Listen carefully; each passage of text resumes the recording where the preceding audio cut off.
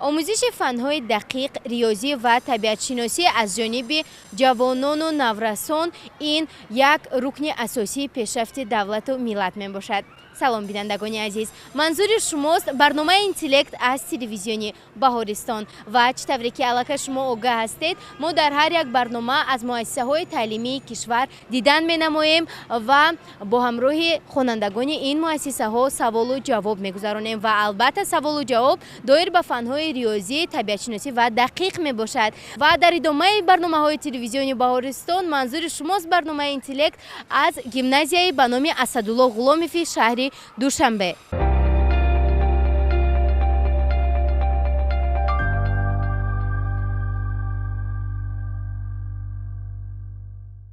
سلام تماشابینان عزیز، در ادامه نمایش‌های تلویزیونی بهارستان برنامه اینتלקتوالی اینتלקت رو پیشکش شما می‌گردانیم و چطوری که علاقه همه شما آگاه هستید ما در هر برنامه از مؤسسه‌های تعلیمی کشور دیدن می‌نماییم و عین زمان ما در گیمنازیای به نام اسدالله غلاموی شهر دوشنبه قرار داریم و با خوانندگان آن سوال و جواب را آغاز می‌کنیم.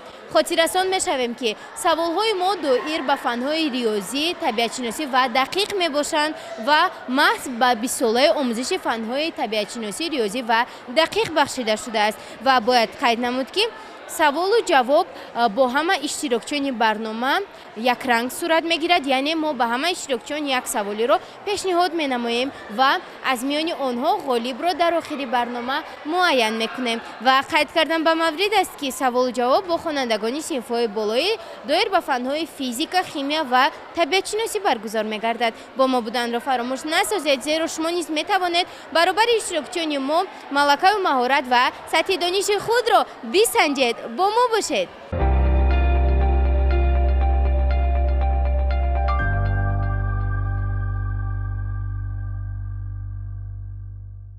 بینندگان گرامی، چطوری که دیده ساده در گیمنازیای به نام اسدالله غلاموی علاقه تنفس یعنی زنگ برآمد صدا داد و خوانندگان باشند از صنف‌ها بیرون شدند و بیاید این زمان یک نفر از خوانندگان صنف‌های بالایی رو همراه میشویم و سوال و جواب رو آغاز میکنیم. سلام، ما از تلویزیون بهارستان، نام شما؟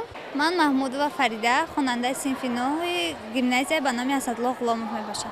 فریده، شما به فن‌های شیمیا، فیزیک، طبیعت‌شناسی دقت دارید؟ بله. انیق؟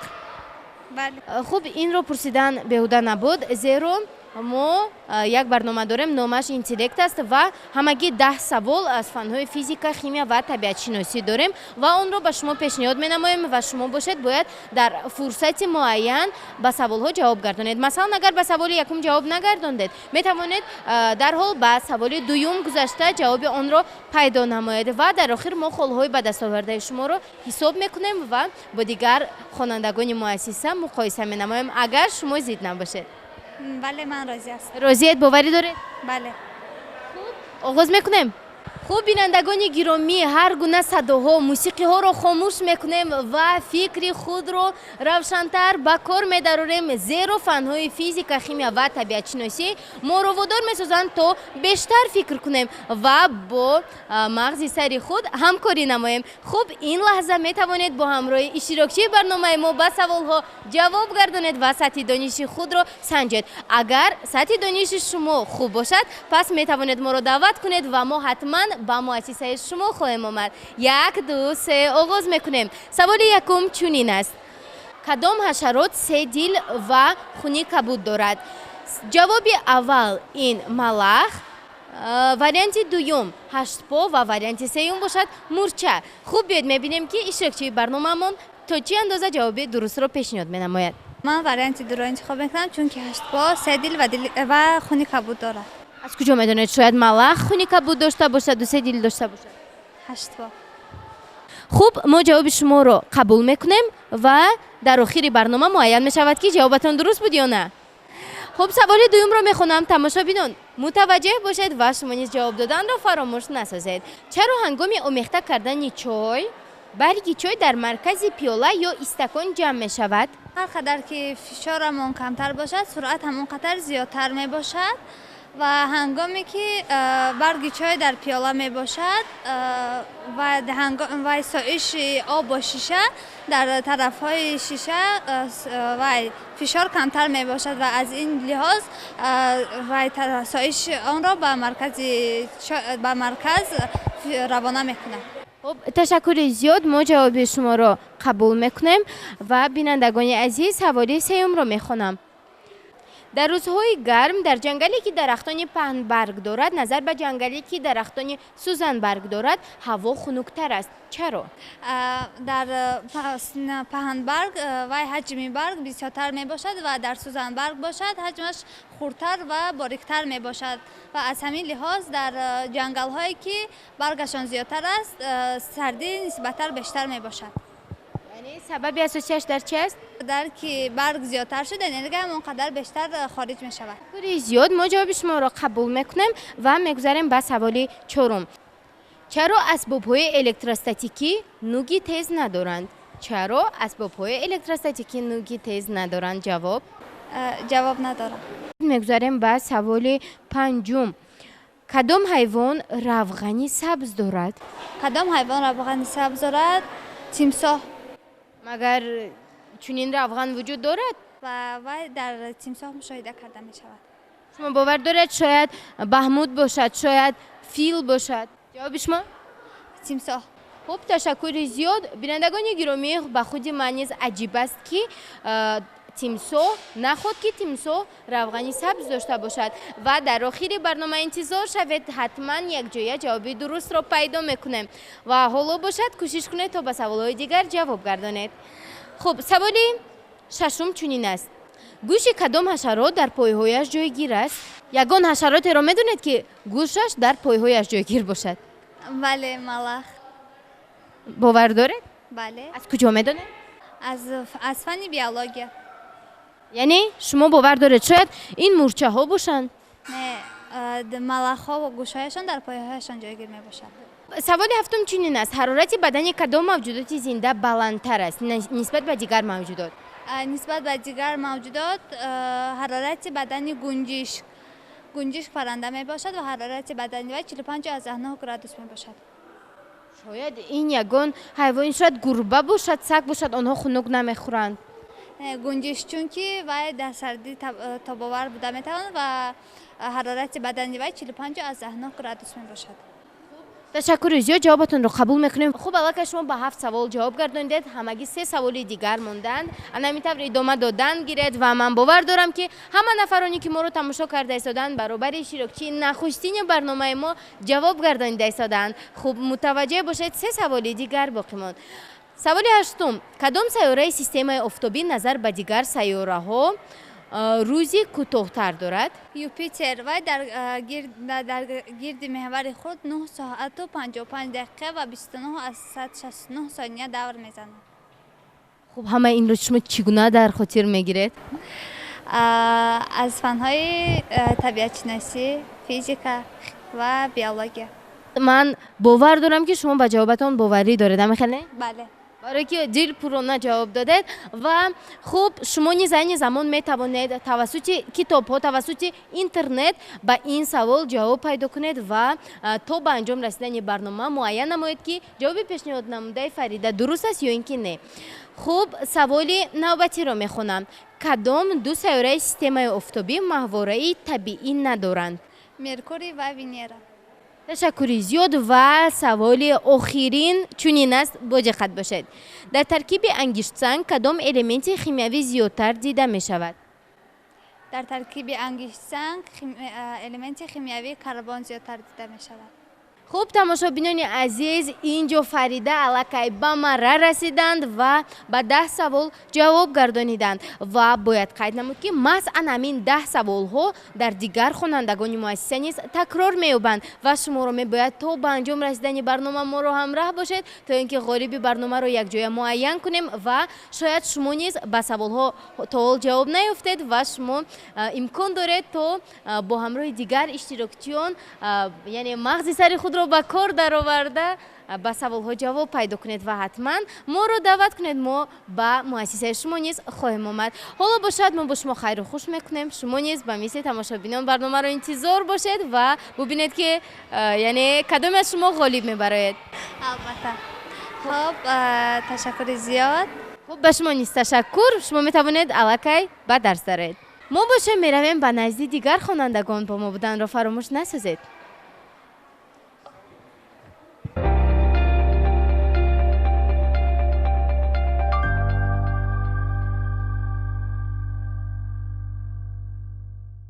салом, номи ман Фараҳноз, мо аз телевизиони Борисон. номи шумо чӣ?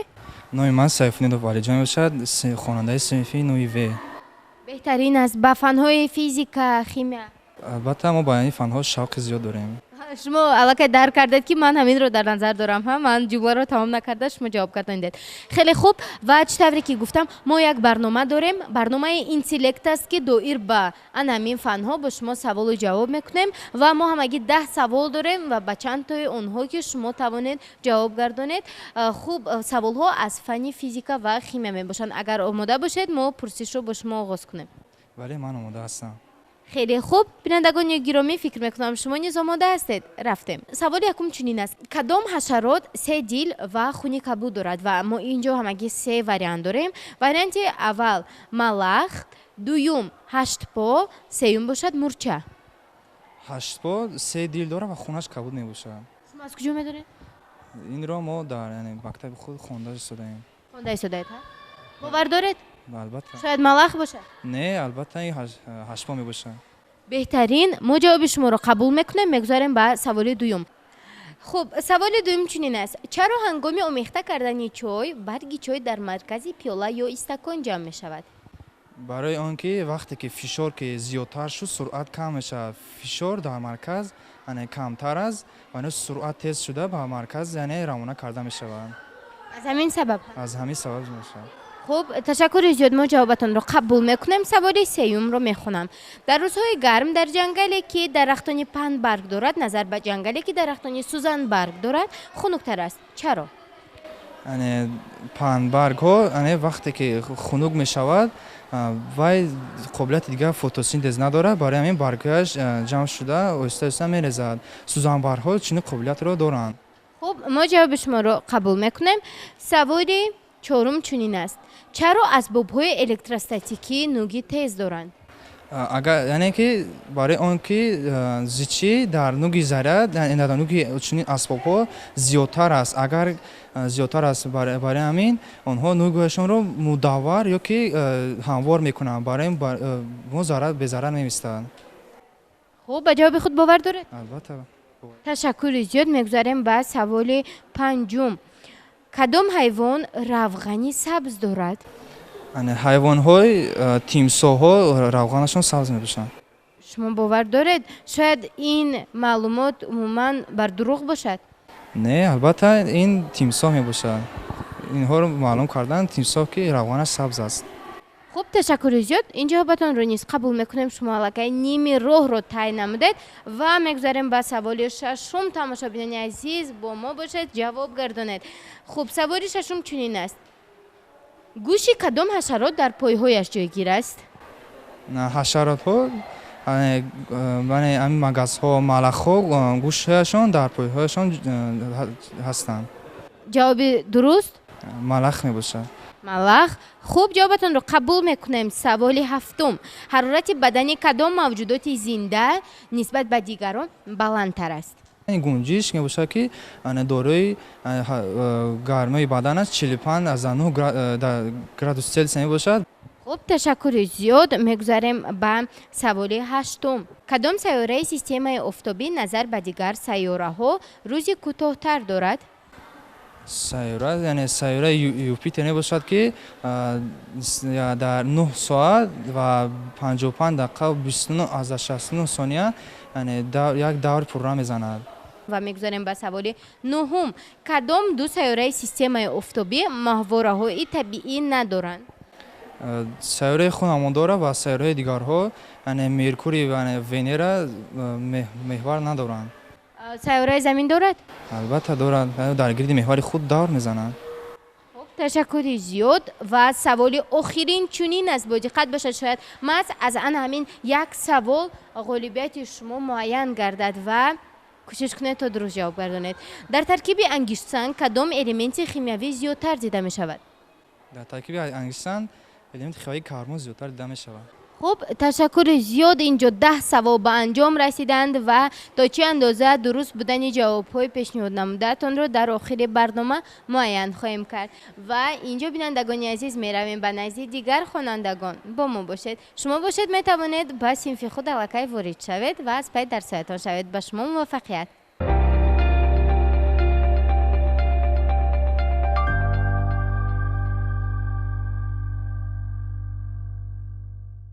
سلام، نامی من فرهناز، نامی شما چی؟ اصلا آقای فرهناز، نام من عزیزاده سفینه، خواننده صنف دهه همین مؤسسه میشم. خیلی خوب سفینه، شما فنهای شیمیا و فیزیکا رو خوب میخونید یا نه؟ میخونم، هم میفهمم، نقص میفهمم، چی میکنم میخوام برای اینکه این فنها در آینده برای من درک کنم، برای همین به این فنها دقت میدهم. خیلی خوب، در آینده طبیب شدن میخواید؟ بله. بهترین است. پس ما همگی 10 سوال داریم. به فکرم الکی از شرط های برنامه ما شما آگاه هستید. همین خیلی؟ بله. خوب آغاز میکنیم. سوال یکم رو میخونم. کدام حشرات 3 دیل و خونی کبود دارد؟ ما 3 واریانت داریم. واریانت یکم این ملخ می باشد، واریانت دوم 8 پا و واریانت سوم باشد مورچه. کدام از این حشرات ها 3 دیل و خونی کبود دارد؟ 8 پا، کلمر، کرکس اینها 3 دیل دارند و در بین اینها 8 پا خونی کبود دارد. یعنی جواب درست؟ 8 پا. سوال دوم رو میخونم. چرا هنگام آمیخته کردن چای برگ چای در مرکز پیاله یا استکان جمع می شود؟ فشار در مایع چقدر کم حرکت باشد سرعت زیاد می شود. برای همین فشار در سطح استکان زیاد می باشد نسبت به کنارهای استکان. برای همین شمع چای در مرکز استکان جمع می شود. خب تشکر زیاد، جواب شما رو ما به نوبت میگیریم. سوال سوم چنین است، با دقت باشید. در روزهای گرم در جنگلی که درختان پنبرگ دارد نظر به جنگلی که درختان سوزن برگ دارد هوا خنک‌تر است. سبب در چیست؟ برای آنکه خنکی را درختان از برگشون میگذرانند، برای همین آنها هوا را بخار میکنند. برای از همین سبب شاید هوا خنک میشود. ما الکی این رو میدونیم که برگ ها یعنی درختان از خود هوا میبرند، فتوسنتز میگذارد، ولی چرا این عمل در درختان سوزن برگ نسبت به درختان پنبرگ کمتر دیده می شود؟ چرا درختان پنبرگ نظر به درختان سوزن برگ زیادتر خنکی می دهند؟ حجمشان کلان می باشد، برای همین خنکی را از خودشون میگذارند و هوا خنک می شود. خوب تشکر زیاد، جوابتان را قبول میکنیم. سوالی چهارم چنین است. چرا اسباب‌های الکتروستاتیکی نوگی تیز ندارند؟ نمیدونم. با این سوال جواب نداره؟ نه. میگذاریم بعد سوالی پنجم. کدام حیوان روغنی سبز دارد؟ شما با این باور دارید این درست است یا نه؟ به نظر من تیمساح روغنی سبز دارد نسبت به دیگر حیوانات. برای چی؟ ما در فن زولوژی خوندیم، معلم امخه فهمانده بود برای همان تیمساح روغنش سبز میباشد. باور داره؟ بله. تشکر زیاد. میگذاریم بعد سوال ششم. گوش کدام حشرات در پایهایش جایگیر است؟ ملخ. شاید حیوانی دیگر باشد؟ نه، ملخ است. حرارت بدن کدام موجودات زنده بلندتر است؟ گنجشک. از سبب که وسیع حرکت می باشد، برای همین گنجشک حرارت بدنش نسبت به دیگر حیواناتش زیاد می باشد. خب می توانید تقریبا گویید که چقدر است؟ به فکرم 45 از 9. تشکر زیاد. میگذاریم به سوال هشتم. کدام سیاره سیستم آفتابی نظر به دیگر سیاره ها روزی کوتاه‌تر دارد؟ یوپیتر. و дар гирди меҳвари худаш дар вақт 9 соату 22 сония давр мезанад. барои ҳамо рӯзҳояш кӯтоҳ мебошанд. яъне ин сайёра Юпитер мебошад. ташаккури зиёд. саволи нуҳум: кадом ду сайёраи системаи офтобӣ моҳвораҳои табиӣ надоранд? меркурий ва венера. меркурий ва венера. бале ташаккури зиёд. ва саволи охиринро мехонам, бо диққат бошед. дар таркиби ангишсан кадом элементи химиявӣ зиёдтар дида мешавад? карбон, барои он ки атомҳои ангиш аз карбон иборат мебошад. барои ҳамин яъне кадом элемент? карбон. хуб, инҷо 10 саволи мо ба анҷом расиданд ва хуб, бинандагони азиз, ба фикрам шумо низ интизорӣ мекашед ки то чӣ андоза дуруст будани ҷавобҳо ва посухҳоро муайян намоед. аз ин рӯ каме дигар мондааст, интизор шавед. шумо низ метавонед аллакай ба син ворид шавед ва аз пай дарсҳоятон шавед ва дар охири барнома мо муайян мекунем ки кадоме аз посухҳои пешниҳод намудаатон дуруст буданд ва кадоме не. раҳмат. хуб, мо ба шумо барор мехоҳем.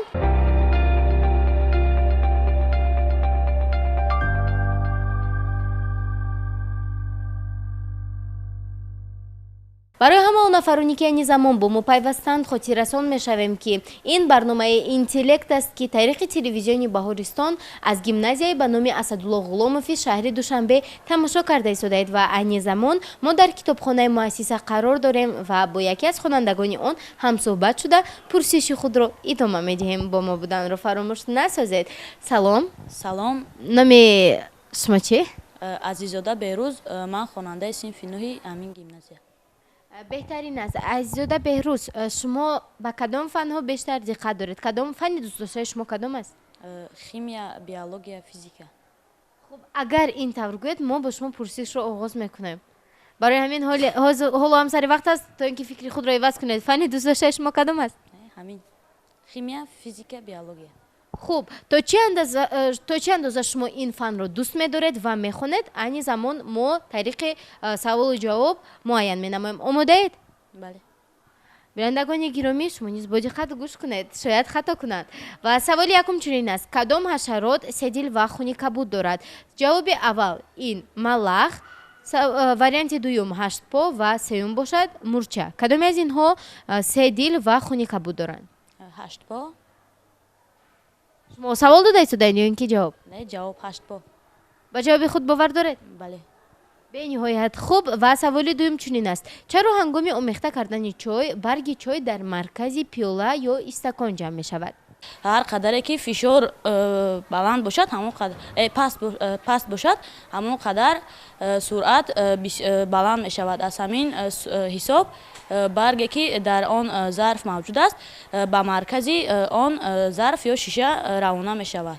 хуб, ташаккури зиёд. ҷавоби шуморо мо қабул мекунем ва мегузорем ба саволи навбатӣ. дар рӯзҳои гарм дар ҷангале ки дарахтони паҳнбарг дорад назар ба ҷангале ки дарахтони сӯзанбарг дорад ҳаво хунуктар аст. чаро? сабаб дар чист? сабаб дар он аст ки дар ҷангале ки дар он дарахтоне ки дарахтони баргҳои паҳн доранд, аз онҳо чӣ хеле ки мо медонем фотосинтез ҳосил мекунанд. аз ҳамин сабаб дар вақте ки дар он ҷангал гармӣ мешавад, он баргҳо узвҳое доранд ки болои онро мепӯшонанд ва баргҳои он дарахтҳо мерезанд. аз ҳамин сабаб дар он ҷангал хунукӣ бисёртар дида мешавад. хуб, ташаккури зиёд. саволи навбатӣ чунин аст: чаро асбобҳои электростатикӣ нӯги тез надоранд? барои он ки асбобе ки нӯги он тез мебошад, дар он ҷараёни заряд хеле баланд мебошад ва дар ин ҳолат заряди он асбоб иммунизатсия шуда ба муҳити беруна зарар мерасонад. аз ҳамин сабаб нӯги ин асбобҳоро ҳамвор ё мудаввар месозанд. ташаккури зиёд. ба фикрам ки ба ҷавоби худ бовар доштед. ва саволи панҷум чунин аст: кадом ҳайвон равғани сабз дорад? ин ҳайвон ба синфи тимсоҳҳо дохил мешавад ва ин худи тимсоҳ мебошад. яъне бовар доред шояд ягон ҳашароти дигар бошад, шояд умуман вуҷуд надошта бошад равғани сабз дар таркиби мавҷудоти зинда? тимсоҳҳо. тимсоҳ. бале. хуб, офарин, шумо аллакай ними роҳро тай кардед. Савори шашумро мехонам. Гӯши кадом ҳашарот дар пойҳояш ҷойгир шудааст? малах ҷойгир шудааст. яъне ҷавоби шумо дар пойҳои малах. гӯши малах дар пойҳояш яъне ҷойгир шудааст. ҳамин хел? бале. ҷавобатонро иваз кардан нестед? не. хуб, ташаккур. саволи ҳафтум чунин аст. ҳарорати бадани кадом мавҷудоти зинда баландтар аст назар ба дигар мавҷудот? ба синфи паррандаҳо ин гунҷиш мебошад ки ҳарорати бадани ӯ 45 аз 9 градус селсияро ташкил мекунад. бовар доред шояд ягон ҷонвари дигар бошад? Не. ташаккури зиёд. мегузарем ба саволи ҳаштум. кадом сайёраи системаи офтобӣ назар ба сайёраҳои дигар рӯзи кӯтоҳ дорад? ин сайёраи Юпитер мебошад ки вай як шабонарӯзи он сайёра 9 соату 55 дақиқаро ташкил мекунад. хуб, беҳтарин аст. ба фикрам ҷавобатонро иваз кардани нестед. ва саволи нуҳум. кадом ду сайёраи системаи офтобӣ маҳвораҳои табиӣ надоранд? ин сайёраҳои Меркурий ва Венера мебошанд. сайёраи замин бошад шояд? не. сайёраи замин дорад? бале. хуб, ташаккури зиёд. саволи аз ҳама охиринро мехонам. дар таркиби ангиштан кадом элементи химиявӣ зиёдтар дида мешавад? карбон. шояд ягон чиз дигар бошад? не, ин гази карбон мебошад. бовар доред? бале. хуб, бо ҳамин 10 савол ба анҷом расиданд ва мо ба шумо муваффақият мехоҳем. дар охири барнома ҳатман муайян мегардад ки чанд посухи пешниҳод намудаатон дуруст буд. раҳмат. ташаккури зиёд. метавонед ба дарс равед.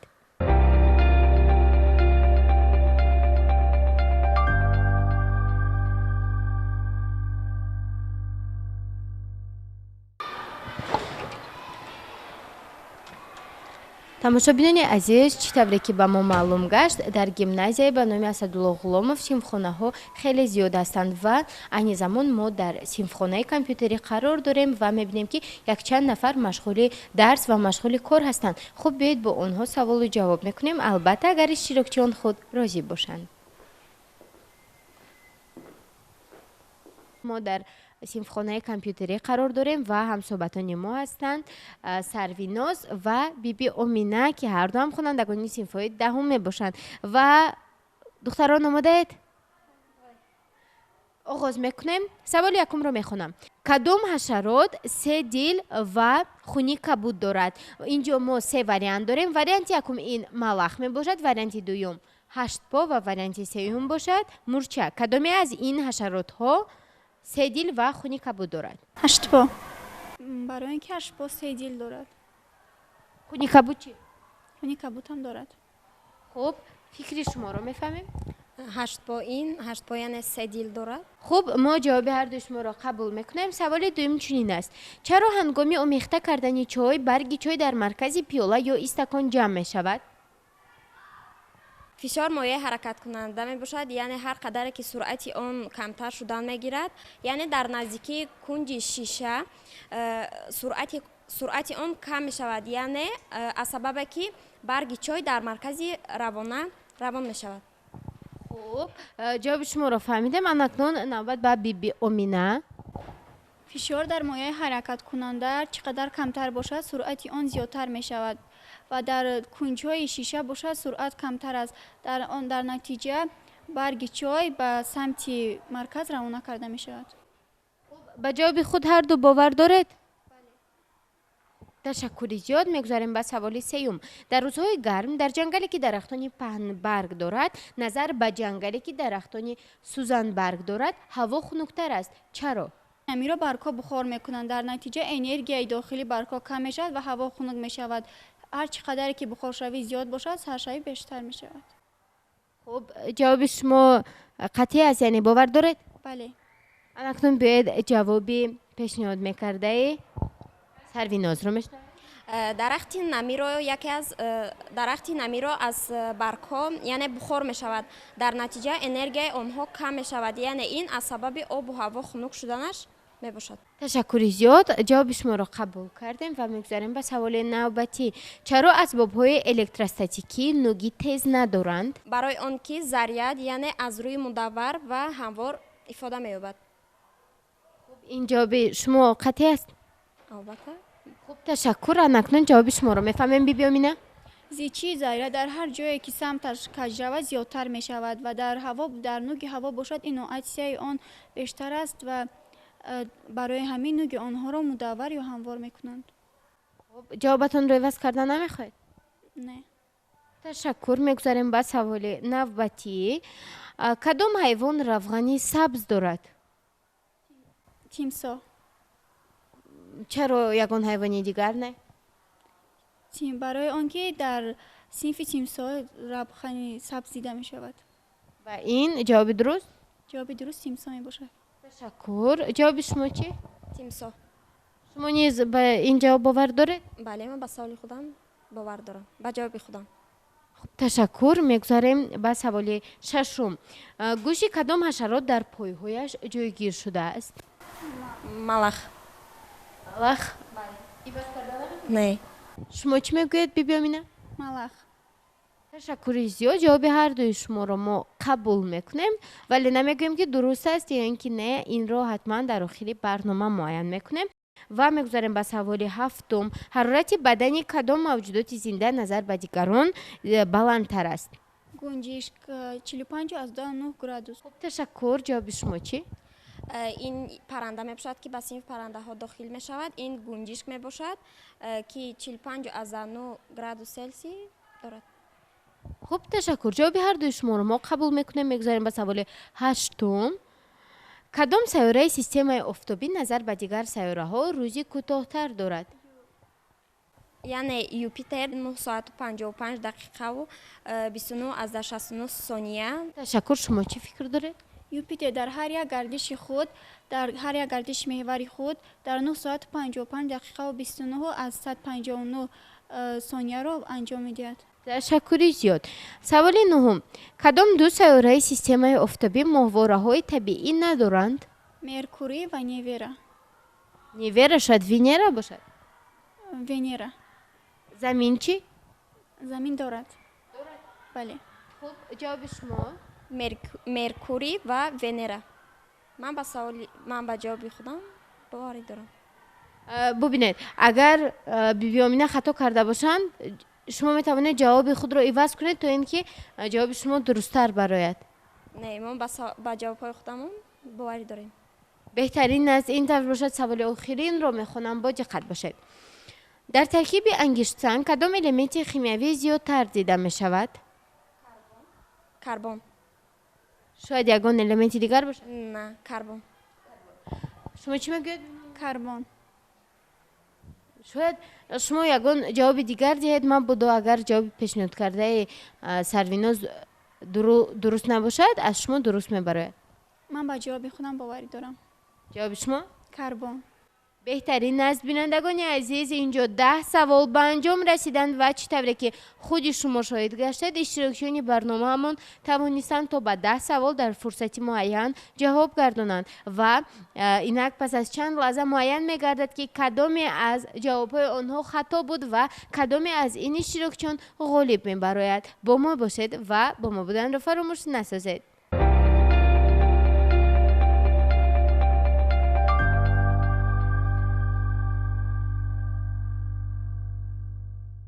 салом, номи шумо? номи ман эшов санҷар мебошад. санҷар, беҳтарин дар синфи чандум мехонед? ман дар ин муассиса дар синфи ҳаштум мехонам. беҳтарин. ҳамин сол аллакай ба омӯзиши фанни химия шурӯъ кардед, намехед? бале.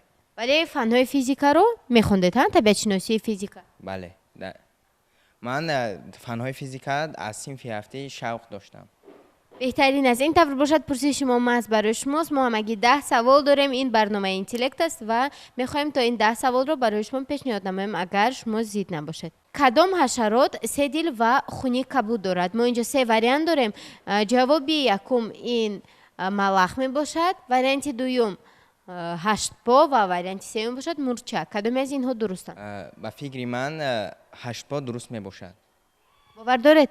بله، چون که در بعض ارگانیسم ها ماده ها گوناگون تقسیم شدن. مثال میریم در همین هشت پا آهن نسبت بر آدم زیادتر دیده میشد و از همین سبب خون آنها کبود میباشد.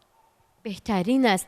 خوب، سوال دوم را میخونم. چرا هنگام آمیخته کردن چای برگ چای در مرکز پیاله یا استکان جمع می شود؟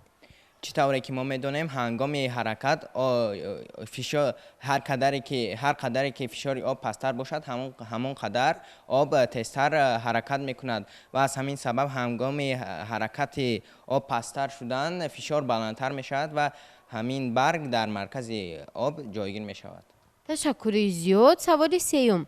در روزهای گرم در جنگلی که درختان پهن برگ دارد نظر به جنگلی که درختان سوزان برگ دارد هوا خنک‌تر است. چرا؟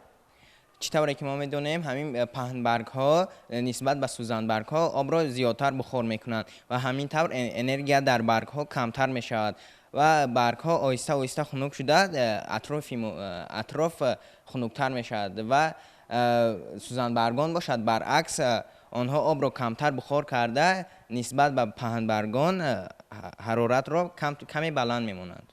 خب تشکر زیاد. جوابتون رو قبول میکنیم. سوالی چهارم چنین است. چرا اسباب‌های الکتروستاتیکی نوک‌های تیز ندارند؟ سبب اساسی این در آن است که وقتی که همین اسباب‌های الکتروستاتیکی هنگام نوک تیز داشتن در آنها زیچه کلان دیده میشد و در آنها ایونیزاسیون دیده میشد و از همین سبب به ما و به محیط اطراف تاثیر منفی میرسانند. از همین سبب آن را هموار یا اینکه دوره شکل میکنند. بهترین است. سوال پنجم. کدام حیوان روغنی سبز دارد؟ این اساساً که شکلان یا اینکه خود تیمساه می باشد که اساساً در نیم جزیره اسکاندیناویا آدمان آنها را شکار کرده از حساب آن روغن سبز میگیرند. تشکر زیاد. و سوال ششم چنین است. گوش کدام حشرات در پایهایش جایگیر شده است؟ آیا چنین امکان دارد؟ بله، این ملخ می باشد که چطوری که ما میدونیم شبانگه و حتی روزانه آنها صدا میبرند و آنها ویبراسیا کرده یک ملخ دیگر آن را قپیده توسط همان پایهایش به دیگر ملخ همین طور آواز میبرد که این همچون دهان و همچون آواز و همچون گوش استفاده برده می شود. خوب تشکر. یعنی جواب درست ملخ. بله. بهترین است. سوال هفتم را میخونم. حرارت بدن کدام موجودات زنده نظر به دیگر موجودات بلندتر است؟ این گنجشک می باشد که حرارت بدنش 45 از 19 گرادوس می باشد. چطوری که ما میدونیم دل پرنده ها از 4 خانه عبارت است و هنگام حرکت کردن در آن خون آنها نسبتاً گرم میشن و از همین سبب گنجشک نهایت حرارت بلند دارد. خب شما گفتید که گنجشک شاید این مورچه ها باشند یا اینکه موش ها باشند، آنها نیز در همه فصل سال حرکت میکنند که؟ بله، آنها هم خون دارند و اما نسبت به پرنده ها مبادله ماده های آنها کمتر می باشند و از همین سبب حرارت بدن آنها حتی از آدم هم پستر می باشد. خب تشکر زیاد. سوالی هشتم چنین است. کدام سیاره سیستم آفتابی نظر به دیگر سیاره ها روزی کوتاه‌تر دارد؟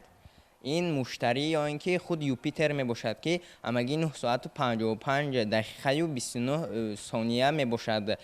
سبب اساسی آن در آن است که یادروی همین مشتری خود سیاره گازی می باشد و از همین سبب همین یادروی سیاره تیز حرکت کرده از همین سبب روزی کوتاه دارد.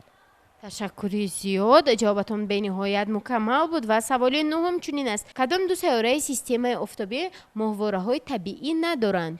و اینها ونera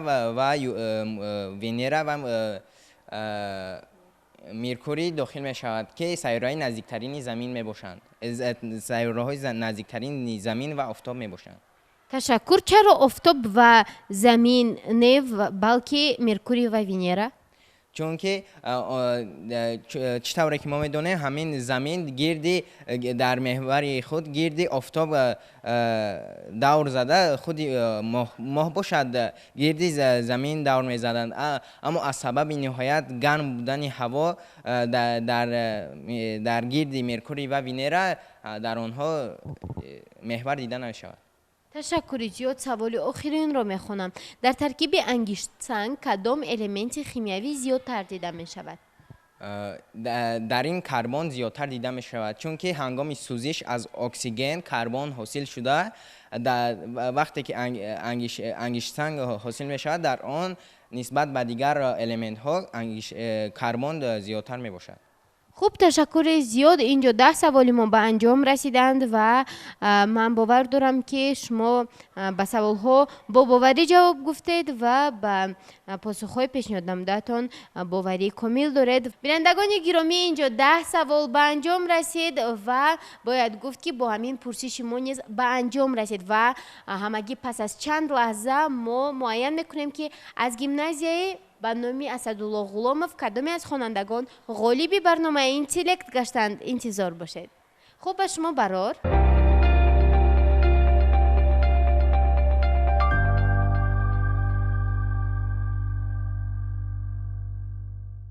بینندگان گرامی، اینک ما با 7 نفر خوانندگان صنف‌های 8م، 9م و 10می گیمنازیای به نام اسدالله غلامов پرسش گذراندیم و نتیجه ها را نیز برآوردیم و نتیجه ها معین میکنند که فریده محمودова با 9 سوال جواب درست گردانیدند، علی جان سیف‌الدینov با 9 سوال جواب درست گردانیدند، عزیزاده سفینه 9 جواب، عزیزاده بهروز 8 جواب درست، سرویناز تیلویوا با 7 سوال جواب درست گردانیدند، صلاحزاده بیبی امینه و سنجر اشف با 10 سوالی با پورگی جواب درست گردانیدند. ولی از سبب اون که اشف سنجر با همه سوال ها جواب درست گردانیدند و همزمان آنها را شرح دادند با پورگی مکمل فهموندند، غالب برنامه امروزه ما از گیمنازیای به نام اسدالله غلامov اشف سنجر خواننده صنفی 8 می باشند.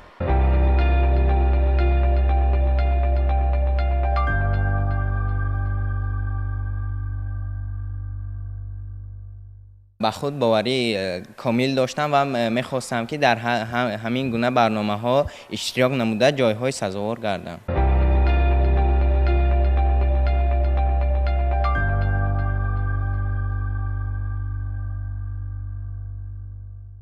بینندگان گرامی، اینجا میرسیم به فرجام برنامه امروزه اینتلکت که از گیمنازیای به نام اسدالله غلامov پیشکش شما گردانیدیم.